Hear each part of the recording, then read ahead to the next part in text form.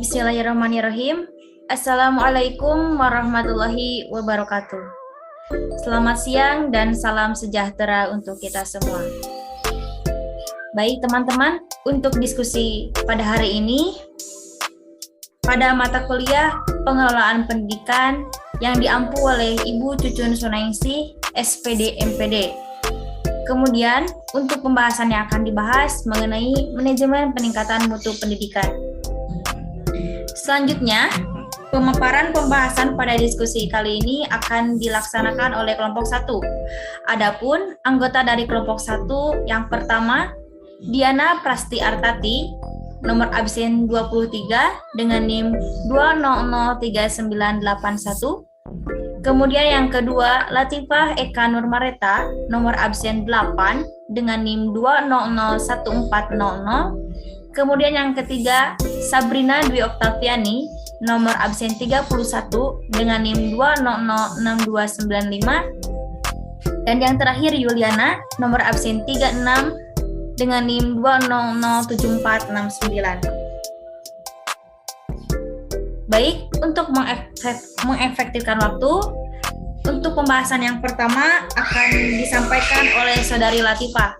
Kepadanya saya persilahkan. Baik, terima kasih moderator. Di sini saya akan menjelaskan pengertian mutu. Nah, mutu ialah gambaran maupun bentuk suatu sifat-sifat dari sebuah barang atau pelayanan yang bisa mewadahi harapan masyarakat dalam wujud apapun. Nah, biasanya mutu suatu produk atau jasa akan terlihat pada saat telah digunakan oleh para konsumennya. Dalam keterkaitannya pada konsep pendidikan yang bermutu, pendidikan dapat dikatakan sebagai jasa yang berupa proses kebudayaan yang paling sempurna. Nah, ada 3 aspek penting penunjang sebuah mutu suatu pendidikan. Di antaranya yang pertama ada input pendidikan. Nah, di input pendidikan ini merupakan suatu hal yang harus ada untuk mendukung proses berlangsungnya suatu pendidikan. Misalnya sumber daya manusia seperti guru pengajar, staf, siswa, kepala sekolah, orang tua, dan wali. Kemudian ada input perangkat seperti peraturan, organisasi di lembaga tersebut, dan rencana program. Serta sumber daya lainnya seperti gedung sekolah, perlengkapan pembelajaran, dana, alat-alat, dan lain-lain. Kemudian yang kedua ada proses pendidikan. Nah, kegiatan pelaksanaan yang memanfaatkan atau menggunakan input yang akan menghasilkan suatu output, misalnya proses pembelajaran, proses evaluasi, dan proses pengelolaan keuangan sekolah. Yang ketiga ada output pendidikan. Nah, hasil dari suatu proses yang telah terlaksana, misalnya prestasi siswa, sikap siswa, dan lain sebagainya. Nah, mutu pendidikan haruslah disesuaikan dengan kebutuhan dan ketentuan baku. Maka dari itu sebaiknya dalam manajemen mutu harus menetapkan standar baku mutu pendidikan di negara tersebut agar sesuai dengan kebutuhan para konsumen atau siswa. Nah, pendidikan yang bermutu adalah suatu sistem pendidikan yang telah mampu mencapai tujuan kurikulumnya. Nah, tujuan pembelajaran, perubahan perilaku seorang anak didik yang lebih baik, kemudian tujuan lembaga atau sekolah.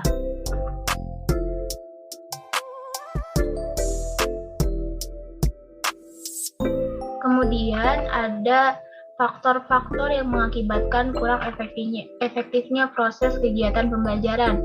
Yang pertama ada rendahnya kualitas para pengajar. Nah, kondisi pendidik di negara kita masih sangat mengkhawatirkan. Masih tersebarnya pendidik yang belum profesional sebagai seorang tauladan dan pendidik yang baik di sekolah. Ada juga beberapa guru yang belum memiliki kesiapan yang matang dalam bertugas sehingga hanya mengajarnya kurang maksimal. Yang kedua ada kualitas sarana pendukung pendidikan yang masih buruk. Nah, misalnya banyaknya bangunan sekolah yang sudah tidak layak untuk dipakai, bahkan ada pula sekolah yang belum memiliki gedung sendiri. Kemudian media pembelajaran yang kurang maksimal, sumber-sumber buku pembelajaran yang kurang atau tidak lengkap, serta teknologi pendukung pembelajaran yang tidak ada. Yang ketiga ada ketidakmerataan kesempatan pendidikan. Nah, pada beberapa daerah di Indonesia masih banyak anak yang belum bisa merasakan pendidikan karena beberapa hal. Ada yang disebabkan oleh biaya yang tidak memadai, kemudian jarak tempat sekolah yang sangat jauh dengan tempat tinggal, dan lain sebagainya. Hal ini tentu saja akan menghambat mutu pendidikan di Indonesia. Nah, yang keempat, ada masih rendahnya kesejahteraan guru. Banyak guru yang tidak terjamin kesejahteraannya karena pendapatan guru yang tidak sesuai dengan apa yang beliau lakukan. Banyak guru yang memilih pekerjaan lain yang lebih menjamin kesejahteraannya. Baik, cukup sekian pemaparan materi dari saya. Selanjutnya saya kembalikan kepada moderator. Terima kasih. Baik, saya ucapkan terima kasih kepada Saudari Latifah yang telah memaparkan pembahasan yang pertama. Selanjutnya, untuk pembahasan yang kedua akan disampaikan oleh Saudari Sabrina. Padanya saya persilahkan. Baik, terima kasih kepada moderator. Materi selanjutnya mengenai pengertian umum manajemen mutu terpadu.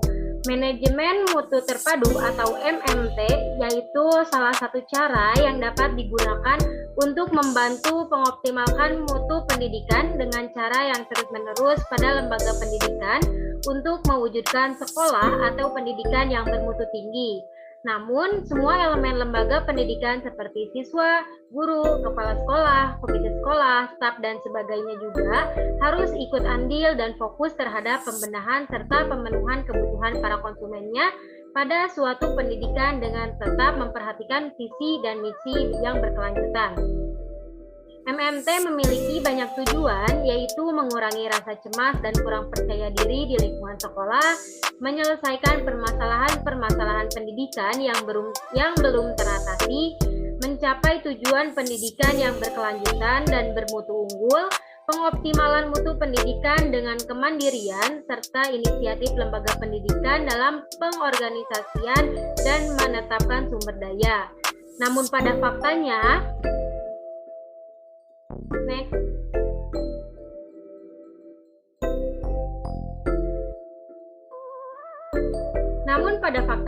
manajemen mutu terpadu pendidikan tidak berjalan dengan mudah.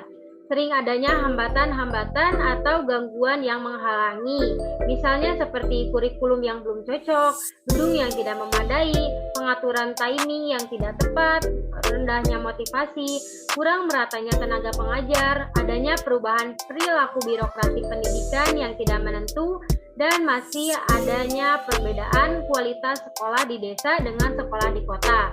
Nah, tentu saja hal ini perlu ditangani dengan cermat agar manajemen mutu dapat berjalan dengan lancar. Hal-hal yang dapat dilakukan seperti kemauan untuk merubah cara kerja guru dan staf sekolah. Selanjutnya, mengevaluasi cara kerja yang dirasa belum tepat dan merubah cara kerja yang lebih baik. Kemudian pemimpin mampu memberi semangat dan motivasi kepada personil lainnya. Kemudian dapat menggunakan sumber daya yang ada dengan semaksimal mungkin. Kemudian yang terakhir, perencanaan untuk membangun hubungan atau lingkungan kelas yang menyenangkan, sehingga akan terciptanya interaksi akademik yang positif antara pengajar dan siswanya dan antara komponen di sekolah. Next.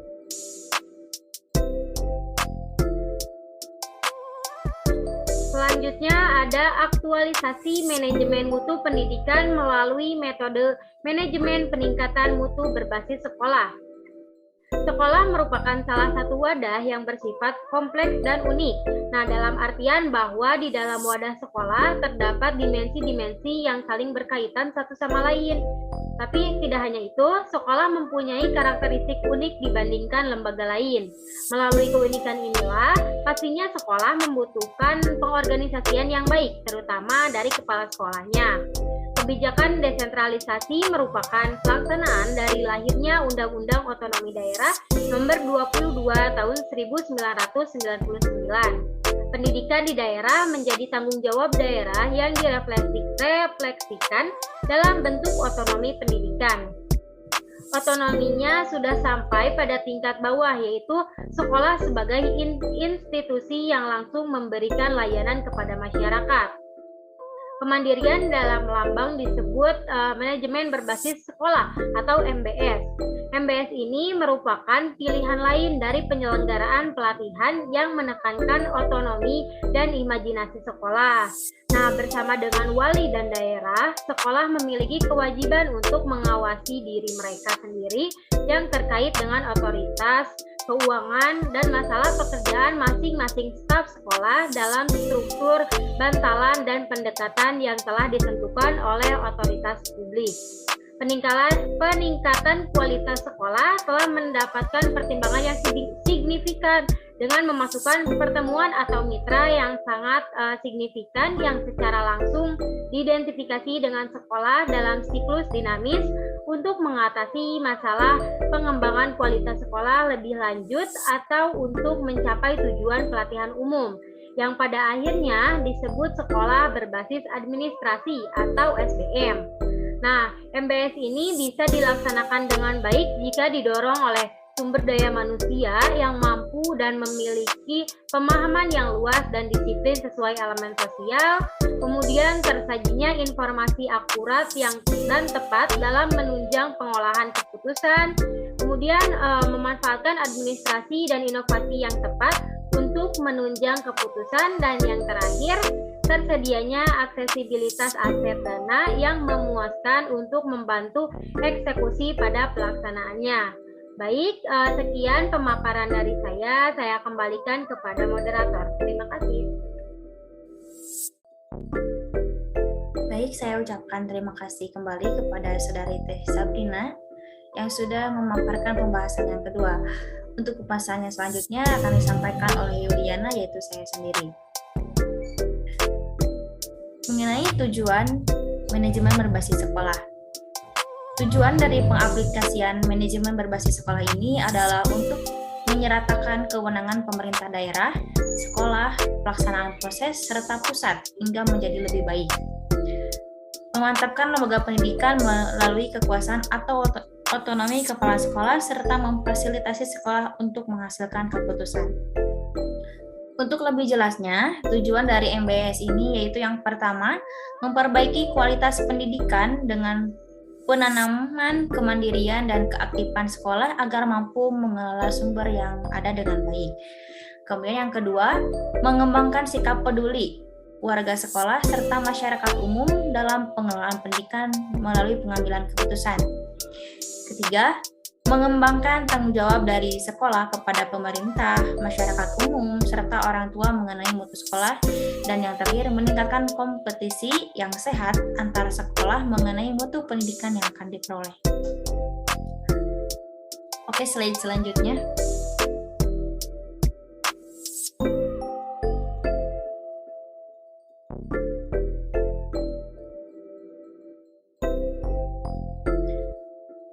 Baik, dalam pengimplementasian MBS, kepala sekolah tentunya mempunyai tujuan dan trik khusus untuk menata manajemen sekolah yang mengarah pada perbaikan mutu. Trik ini biasanya disebut MMT atau manajemen mutu terpadu. Namun trik ini memiliki nama lain yang lebih dikenal pada lingkungan bisnis, yaitu Total Quality Management. Trik ini dirasa sangat efisien untuk meningkatkan layanan yang memusatkan pada konsumen. Pelanggan yang dimaksud di sini adalah siswa, orang tua siswa, guru, karyawan, pemerintah, serta masyarakat. Nah, kurang lebih ada 5 sifat yang perlu diwujudkan oleh kepala sekolah supaya pelanggan puas. Di antaranya yang pertama, reliability atau sesuai dengan yang dijanjikan. Yang kedua, assurance yang artinya mampu menjamin kualitas pembelajaran. Ketiga, tenable dalam artian iklim sekolah yang kondusif. Kemudian yang keempat, empati, artinya dapat memberi perhatian penuh kepada siswa. Dan yang terakhir, responsif, yang artinya cepat tanggap pada kebutuhan siswa. Slide selanjutnya.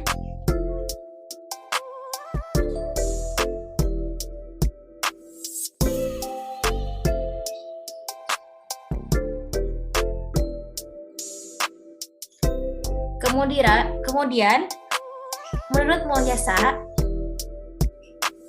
Sekolah MBS harus mandiri dalam menyelidiki, mengalokasikan, menentukan prioritas, mengelola, dan mempertanggungjawabkan pemberdayaan sumber daya baik kepada masyarakat maupun pemerintah. MBS didasarkan pada gagasan desentralisasi pengambilan keputusan dari pusat dan pemerintah ke tingkat sekolah. Terdapat beberapa alasan diterapkannya MBS. Yang pertama, otonomi yang lebih besar akan mendorong lebih banyak inisiatif dan kreativitas dalam meningkatkan mutu sekolah. Kedua, sekolah akan lebih luas dan gesit dalam memperoleh dan memanfaatkan sumber daya sekolah secara optimal jika diberikan keleluasaan atau keluasan dalam mengelola sumber daya.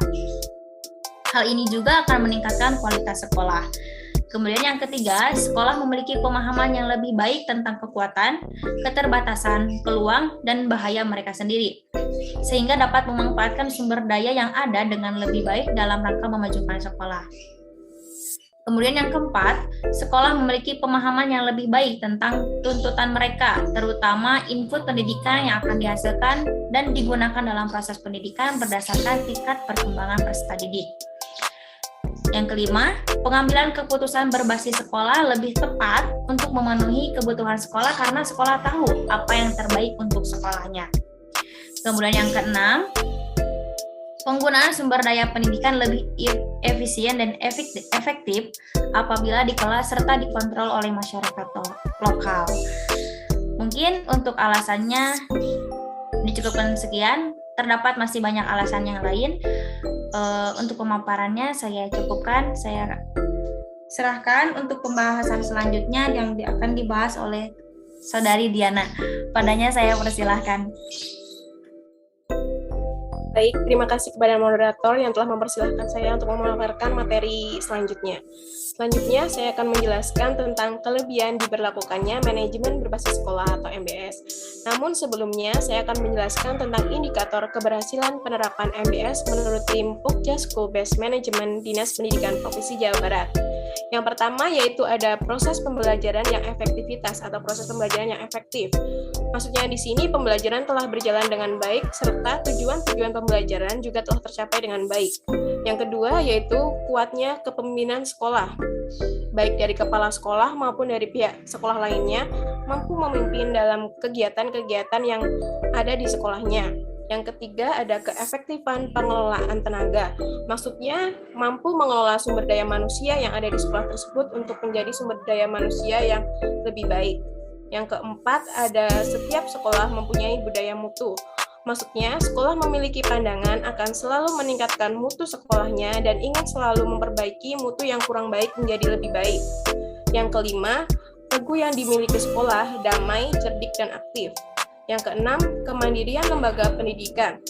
Maksudnya, sekolah mampu mengatasi dan menyelesaikan permasalahannya tanpa bantuan dari pihak lain. Yang ketujuh, warga sekolah dan masyarakat sebagai partisipasi. Yang kedelapan, keterbukaan sekolah. Maksudnya, sekolah harus memiliki sikap transparansi kepada anggota sekolah lainnya, baik tentang penggunaan dana maupun lain sebagainya. Yang kesembilan, ada kemampuan sekolah mandiri secara jiwa dan raga. Yang ke-10, evaluasi lembaga pendidikan dilakukan konstan dan keberlanjutan. Yang ke-11, ada antisipasi serta responsif kepada yang dibutuhkan. Yang ke-12, menyandang akuntabilitas sekolah. Yang ke-13, menyandang sustanabilitas sekolah. Yang ke-14, output lembaga pendidikan ialah penghargaan. Yang terakhir, rendahnya siswa yang bermasalah. Baik, selanjutnya saya akan menjelaskan lebih rinci tentang kelebihannya. Yang pertama, strategi MBS ini diproyeksikan untuk mereformasi bidang pendidikan sehingga terjadi perubahan sistem manajemen sekolah baik secara struktural maupun dari segi tugas dan fungsi sekolahnya. Yang kedua, sekolah dapat mengambil keputusan yang relevan dengan masalah yang harus diselesaikannya daripada mengandalkan yang lainnya. Yang ketiga, partisipasi masyarakat menjadi sangat diperlukan untuk menjamin terwujudnya harapan dan keinginan masyarakat. Yang keempat, masalah pengelolaan kegiatan sekolah menekankan kepada sekolah untuk lebih bertanggung jawab lagi. Yang kelima, tumbuhnya kepercayaan diri sekolah untuk mengembangkan sekolah sehingga sekolah menjadi inovatif serta kreatif. Yang keenam, Mobilitas sekolah meningkat karena sekolah melakukan kerjasama dengan lembaga lain yang dibutuhkannya untuk mencapai kesepakatan sekolah. Yang ketujuh, pengambilan keputusan yang lebih dekat dengan komunitas sasaran memungkinkan operasionalisasi keputusan yang lebih realistis, efektif, dan efisien. Yang kedelapan atau yang terakhir, kekurangan dan kelemahan sekolah yang kurang mendapat perhatian dari kepala sekolah tentang topik-topik penting yang mempengaruhi kemajuan sekolah dapat segera diatasi melalui saran-saran yang disampaikannya. Baik, next.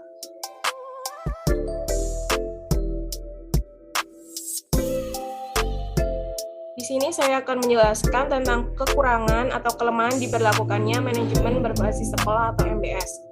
Yang pertama, karena MBS merupakan pemberian kedaulatan dari yang tinggi ke yang rendah, perlunya modifikasi manajemen agar sesuai dengan kebutuhan sekolah. Namun, apabila sekolah tidak mampu merubahnya, maka sekolah akan tetap sama saja atau stuck di situ. Yang kedua, karena MBS melibatkan penuh komponen masyarakat atau komite sekolah, dikhawatirkan pendapat yang didengarkan adalah pendapat dari kalangan atas saja, sedangkan masyarakat umum tidak didengarkan. Selain itu,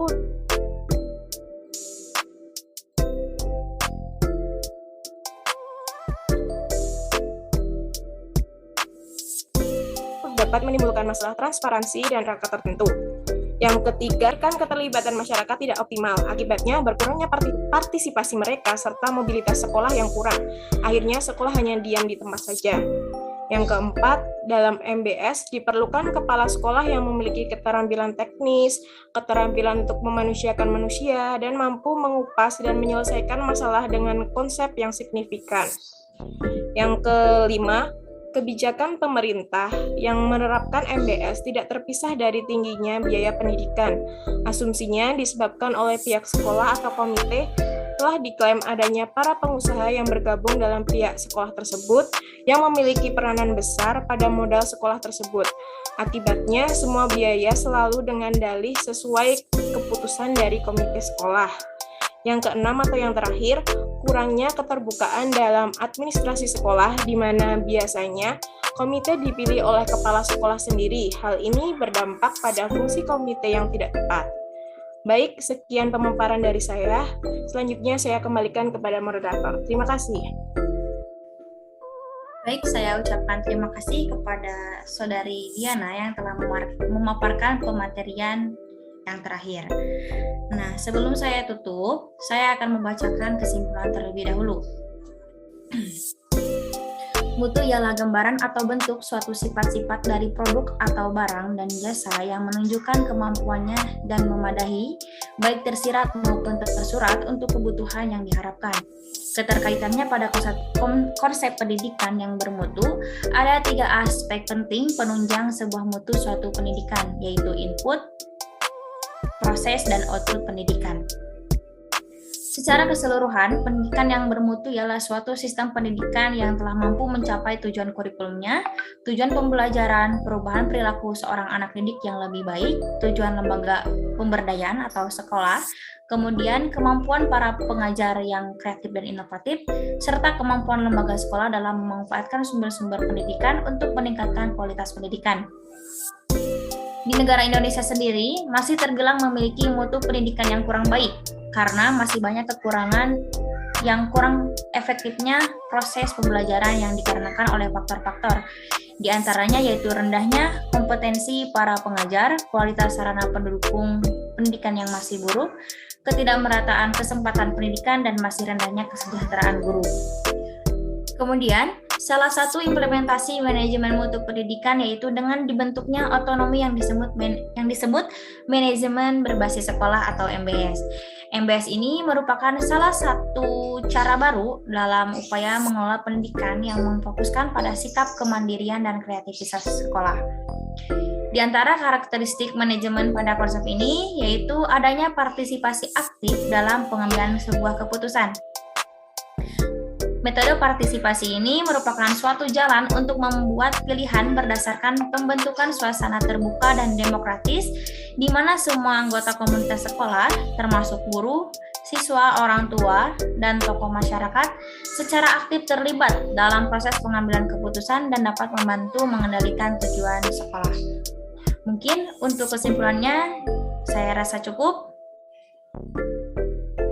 Dan pemaparan dari pembahasan hari ini dicukupkan sekian. Untuk lebih dan kurangnya mohon dimaafkan. Wassalamualaikum warahmatullahi wabarakatuh.